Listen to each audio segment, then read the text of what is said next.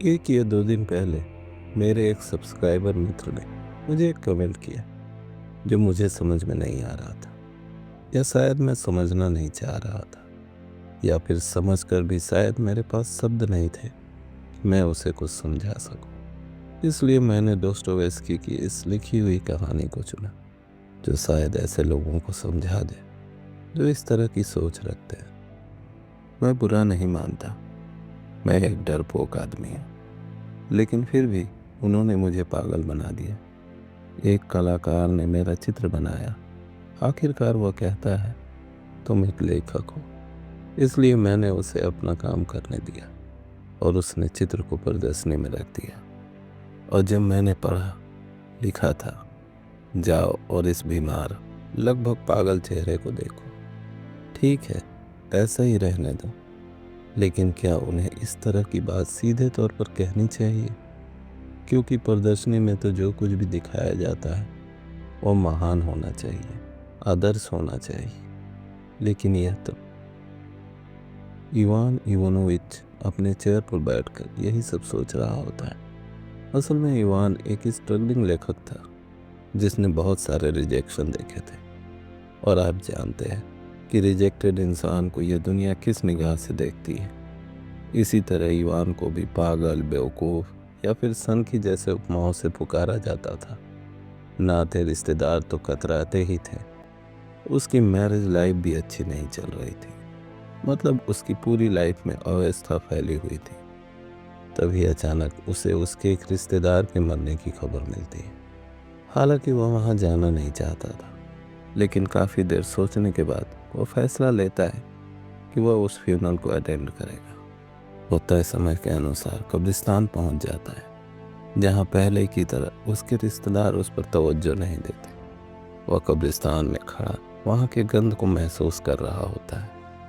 वह कब्र की गहराई में खुद की बेचैनी को तलाश रहा होता है। नई नई आई लाशों और कब्रों के नाम पढ़ रहा होता है। शोक मनाने वालों के ढोंग को देख रहा होता है, जिसमें से कुछ केवल शोक मनाने का नाटक कर रहे होते हैं और कुछ तो उस नाटक को भी नहीं जी रहे होते हैं। वो बस वहाँ से निकल जाना चाहता है, लेकिन जैसे जैसे वहाँ से लोग जाने लगते हैं, वहाँ की शांति और ठंडी ठंडी हवा इवान को राहत देने लगती है। इवान एक कब्र को टेक लगाकर बैठ जाता है और कुछ ही देर में सुकून की ओट में उसकी आंखें लग जाती हैं। कुछ देर बाद उसे अचानक किसी की फुसफुसाहट की आवाज़ सुनाई देती है। जब उसकी नींद खुलती है तो अंधेरा छा गया होता है और वहाँ कोई नहीं रहता। एक पल के लिए तो इवान डर जाता है, लेकिन जब वो ध्यान से सुनता है तो वह आवाज़ उस कब्र से आ रही होती है जिस पर वो टेक लगा कर लेटा होता है। जब वह उस कब्र पर नाम पढ़ता है तो वह कब्र एक जनरल की होती है और दूसरी आवाज़ ठीक उसके बगल के कब्र से आ रही होती है, जो कि एक क्लर्क की कब्र होती है। वह जनरल उस क्लर्क से पूछ रहा होता है, क्या आज कोई नया मेंबर आया है?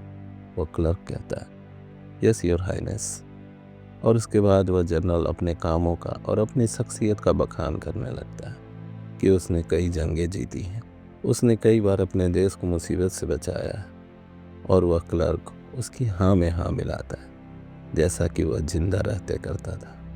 तभी दूसरे कब्र से एक महिला की आवाज़ आती है, जो कि एक चिड़चिड़ी उच्च समाज की महिला है, जो जनरल को ढोंगी और कातिल कहती है और अपने पैसे और सोसाइटी में इज्जत की धौंस जमाने लगती है।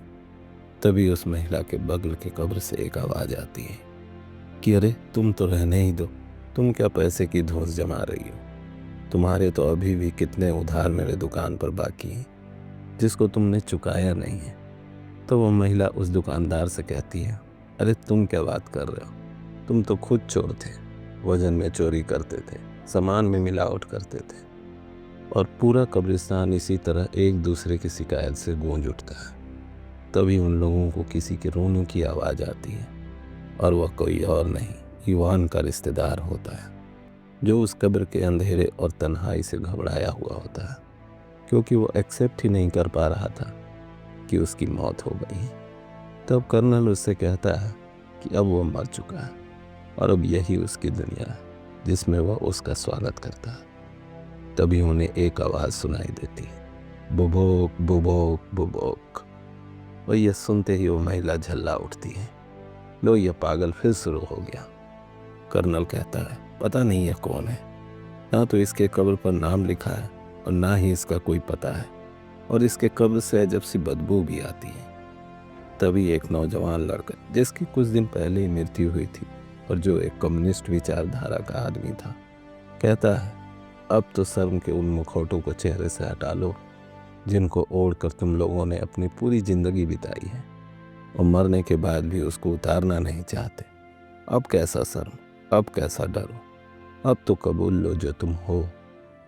और इसके बाद सभी इस बात को मान जाते हैं कि वो अपने जीवन की सच्चाई एक्सेप्ट करेंगे और एक एक करके सभी लोग अपने जीवन का लेखा जोखा शेयर करेंगे। तभी अचानक ईवान को छींक आ जाती है और सभी लोग शांत हो जाते हैं, क्योंकि उन्हें समझ में आ जाता है कि कोई बाहर वाला उनकी आवाज़ सुन रहा है। और इसके बाद ईवान भी वहाँ से उठता है और अपने घर की तरफ चल देता है। लेकिन इस बार उसके पास वो विचार थे जो उसने उस ग्रेवयार्ड में सुना और महसूस किया था, ना कि वह द्वंद्व जो अपने साथ उस कब्रिस्तान में लाया था।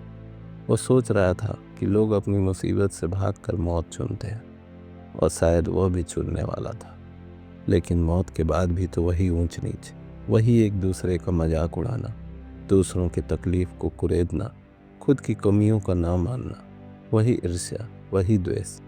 तो फिर ऐसी मौत का क्या फ़ायदा। और शायद वो सड़ी गली लाश ठीक ही चिल्ला रही थी, बुबोक बुबोक बुबोक, बकवास बकवास बकवास। Thank you and best of luck.